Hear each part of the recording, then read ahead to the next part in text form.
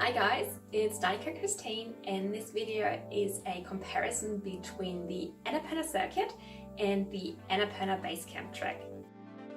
I've done a video comparing Everest Basecamp and Annapurna circuit before, which I'll link somewhere up here. If you're new to this channel, please don't forget to subscribe, as I make new trekking and travel videos every week. The Annapurna circuit takes about 12 days, whereas Annapurna Basecamp is a lot shorter. It only takes 7 to 8 days. But you can also combine the two and do the Poon Hill trek in between, which is another about 4 days. So you can do a whole 23-day trek if you want to combine them all together, which is what I did, and which is, spoiler alert, what I recommend you do. In terms of altitude, the Annapurna circuit goes up to 5,400 meters, whereas Annapurna Basecamp only reaches 4,100 meters. So the finish point is a lot lower, which can be an advantage if you're susceptible to altitude sickness.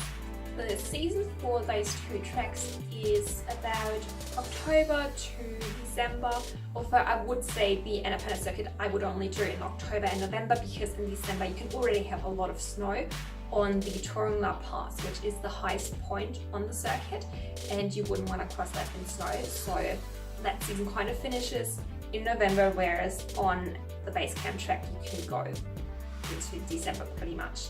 There's also a second season which runs from approximately March to May, but it's not as good as the fall season, just because the sky and the air is not as clear and the views are not as good as in October, November. To get to either of those trailheads, you can just take a bus from Kathmandu or Pokhara, or if you want to get a shorter bus ride, you can just fly from Kathmandu to Pokhara, or if you have the money, you could even taxi from Pokhara to the trailhead if that's what you want to do. The per day cost of the treks is fairly similar. Maybe Annapurna Basecamp is a little bit more expensive, but generally speaking it's quite similar on a day-to-day basis. Overall, Annapurna circuit is going to be more expensive just because it's a longer trek. But to give you an idea, I spent about $20 a day for food and accommodation on those treks. I paid my porter guide $18. I paid $1 per day for my rental sleeping bag and $1 per day for my rental down jacket.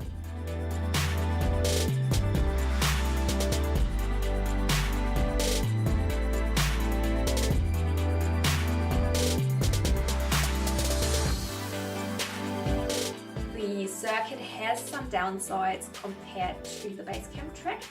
One of them is that obviously the circuit goes to a much higher altitude, and because of that a lot more people suffer from altitude sickness. So that is something you need to take into consideration if you have previously suffered from altitude sickness. It is also much colder. On the circuit I spent, I think, 6 nights over 3,000 meters, whereas on the Basecamp trek it was only 1 night, and it makes a huge difference. They are also building a road along the Annapurna circuit. On the way up to the pass, it's not too bad. There's not many vehicles at all. You see maybe, I don't know, 2, 3, 4 a day, which is, you know, very much okay. However, once you've crossed the pass and you pass Muktinat and you're going down, there's a lot more traffic because a lot of people go up to the pilgrimage site of Muktinat. And so it gets very dusty because you're kind of in a desert area and you just get covered in dust for like 2 days, which is not very pleasant, let's be honest. However, of course, the circuit also has some big highlights. One is obviously the mountain scenery and the amazing desert scenery you get to see on the way up to the pass and after the pass. It's just gorgeous.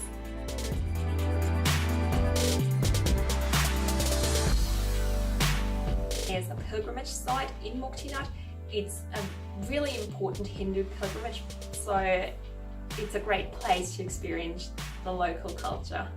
On the Basecamp trek, you get to see beautiful mountains, and once you reach Annapurna Basecamp, you are surrounded by amazing mountains. It's so beautiful. Like the pictures on the internet you get to see just don't do it any justice. It's one of the most beautiful places on the planet.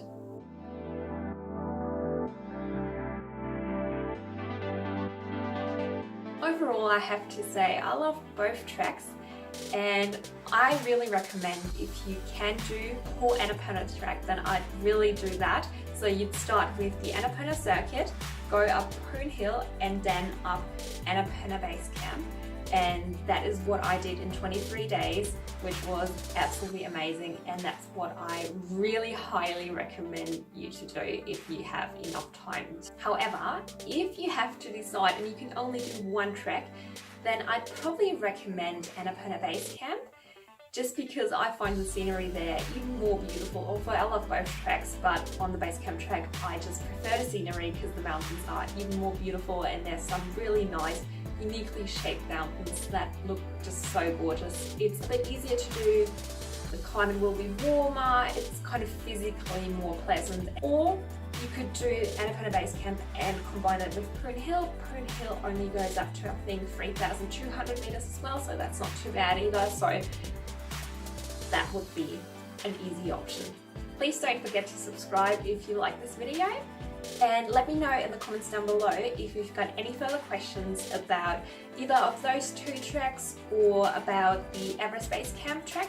I've done them all, so let me know in the comments if you've got questions. I'm happy to help you out.